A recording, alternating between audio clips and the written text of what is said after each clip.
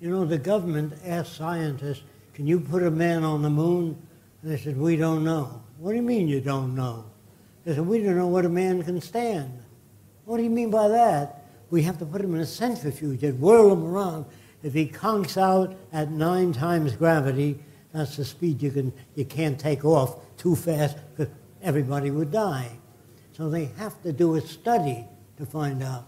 If you want to put up a building a half a mile high, you've got to make a concrete mixture that can stand that load. And when they make a concrete mixture, they put it in a machine and push. And if it can stand that load, that's what they use. They arrive at decisions. They don't make decisions. Normal people make decisions. Scientists have to arrive at it. That's what we mean by the scientific methods applied to the social system. Thank you for your answers.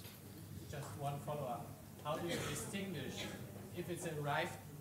Just one follow-up on this. How do then you ensure that you distinguish between a decision which is arrived or a decision which has been made? How do you ensure that we can distinguish? I think I got it. Well, let's just take, I have to give you an example, excuse me. If a man or a woman designs an airplane with swept forward wings and another one designs it with swept back wings, who decides which is built? Is that the kind of question? Okay, we built both because we don't know. We want to find out how far forward, how far back, how planes behave with the wings swept back or swept forward. Why do you have to decide this or that? You know what I mean? In a resource-based economy, the people are telling me organic food is better than food that's genetically altered. So we try them. If it doesn't work, we stop it. If the buildings fall on people in an earthquake, we design them with tapered walls without ornaments hanging on there that fall on people.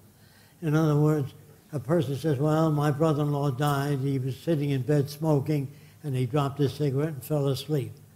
We have all our beds made of foam. It's not foam rubber, but inside there are bubbles of CO2 gas. So if you dropped a cigarette on the bed, it would put it out. There are no signs in the Venus Project. Drive carefully, school crossing. I'm sure you've seen that sign. Okay, well, here's what we have. When the kid wants to cross the street, he presses a button, but there's a gate. He can't walk till the gate opens. The pavement looks like a cone. When he presses a button, it turns up like that, so no car can hit a kid.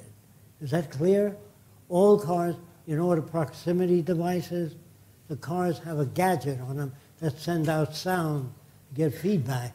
So if you got mad at me, you couldn't drive your car into my car. It would stop 40 feet away. That's what I mean by technology. Our problems are no longer political. They're technical now. Everything that you have, your electric light, your automobile, your airplanes, are all technical. Did any politician ever give you anything technical? I don't know of anyone. So when you think about it, everything, your eyeglasses even, are made by optometrists that examine your eyes, or ophthalmologists who know something about the eye. But politicians know something about nothing. They never did. Now, George Washington, who's America's first president, had 300 slaves. Did you know that? If you knew that, he'd be arrested today and put in prison. So all the people you admire, King Solomon, he had 1,000 wives. Oh, he's a great man, King Solomon. Today he'd be arrested as a bigamist. So all the people you admire are bums and hooligans. I hate to say this, but they are worthless people. They contribute nothing to society. Most of the people. Your movie actors, television joke kids making jokes, football players, they earn more money than the people that gave us life, like Louis Pasteur. He enabled us all to live by doing his work. Maybe we'd all be dead if it wasn't for him. But what have you got in your parks? Cannons, war tanks in front of schools, airplanes, bombers. What the hell kind of society do you live in? You should have statues of all the people that prevented childbirth fever, you know what I mean? Malaria, scarlet fever. Those are the real people that keep you alive. So in the future, everyone will live very well.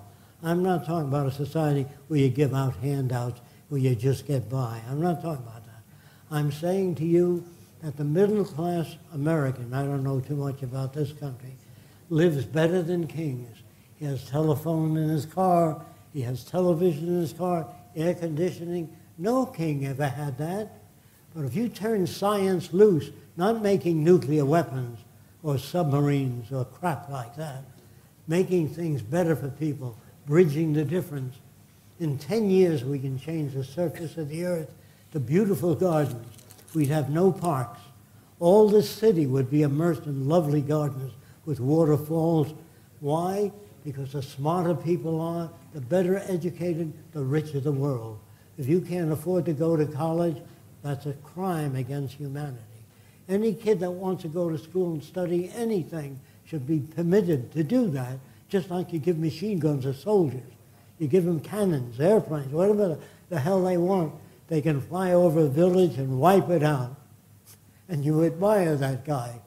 I used to work for the head of the German Air Force at Roosevelt Field. His name was Ernst Udet, and he shot down 70 airplanes. And I said, how did you shoot down 70 airplanes? He said in a heavy German accent, it was very easy. I said, but how did you do it? I'd fly above the squadrons and I'd look down at the rookies that couldn't maneuver too good and pick them off. That'd be a son of a bitch in your terms. You know what I mean? But to the world, he's a hero. Same for Eddie Rickenbacker. Use the same technique. So when you don't know these things about, look, Harry S. Truman, you know what the President Truman, he owned a hat shop. He was a hat salesman. What the hell is he doing in Washington? The people in Washington should be at the forefront of technology, know the latest things. They tell women to write your congressman if you want women's rights. Well, why the hell do you have to write that, jackass? If you get in an airliner today, you don't have to write the pilot and say you've been flying at an angle, straighten up. He knows his business. Even the navigator knows how to get you to Hawaii or wherever you're going. You don't have to write them. When you travel on an ocean liner, the captain knows how to get you there. But who the hell are these people that you have to write to that don't seem to know anything? So I've always spoken this way, even the politicians. And one politician said, Jock, if you convince too many people too fast, like that, he says the government might pick you up. I said, how do they do that? So all we do is put drugs in your car, Jock. It's easy. Then we pick you up. And your friends will say, you know, there was something strange about Fresco anyway. They can do whatever they want. They can say, I get a check from the Vatican, or I get a check from the Atheist League of America, whatever it is. They do that, and they lie about anybody that they want to smash. Just remember that. So when that happens, it's to be expected. Question? Any other questions? Yes, sir. So I want to thank you for coming to Portugal, and thank you all the people in here. It's a huge success today. We weren't expecting that many people in here, so thank you for coming all. I have one short question. We know all about the human replacement in production and distribution of services, but we also assist the replacement of humans in calculation. And my question is, what about